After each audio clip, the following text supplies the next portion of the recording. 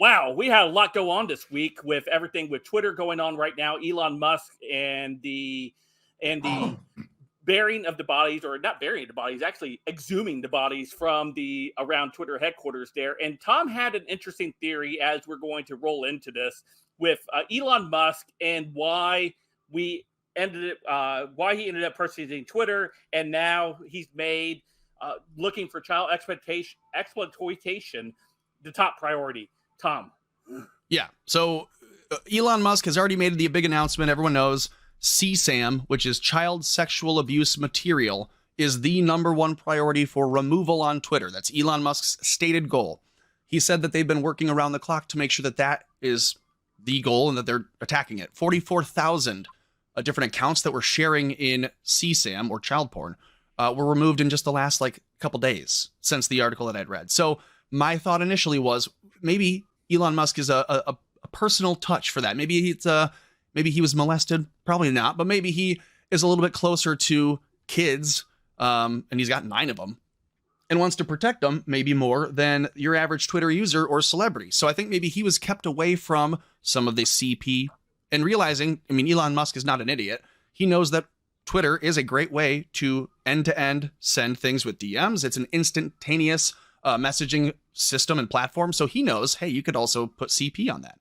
For that reason, put a pin in all that. 3 years ago, Elon Musk, during the cave-in where all the soccer kids were stuck halfway around the world, Elon Musk got into a little spat on Twitter where he had offered his help. Someone else said, this dumb American, we don't need his help. He was going to restore faith in humanity in helping these kids come out of the cave. You remember the story a few years ago.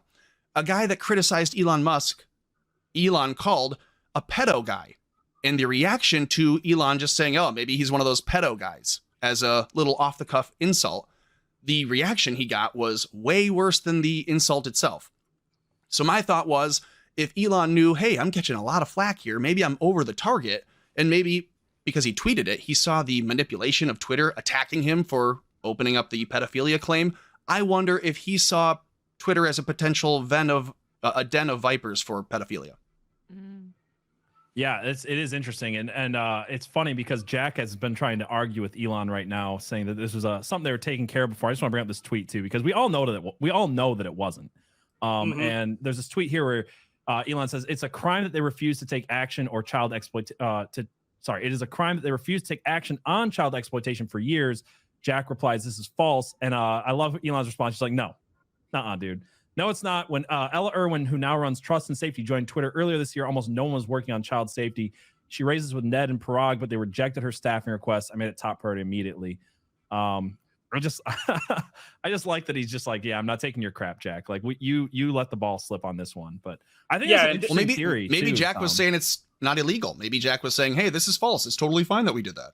Who knows? Yeah, this rolled right into this right here over on Twitter. This was today, with him interacting with Eliza. Is that her name? Did I say that right? Yeah. Yep.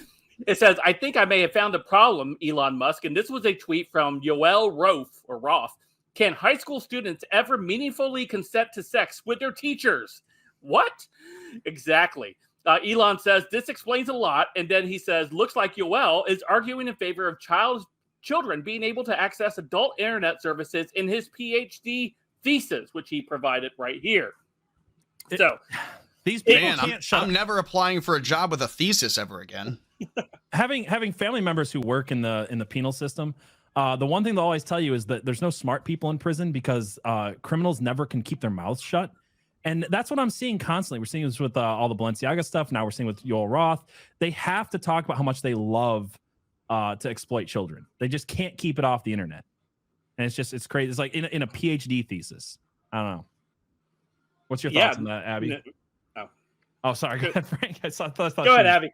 The other thing I saw is that when child porn was reported, they would take down the post. So they would take action and leave the account up. So an account that they knew was they had eyes on it, they took down the post, left the account up. Meanwhile, people like Tom, people like me lost entire accounts for saying just basically true things. Well, hey, yeah, like Joe Biden is a pedophile. I got booted for that. And this is why they got so angry with the word groomer being posted all over Twitter. It became one of those words that I'm sure they flagged to automatically take down people's Twitter accounts or post. There's some gradation here though. Let's be honest. Like they were sharing CP, sure, but they weren't saying that what's her I just totally forgot her name.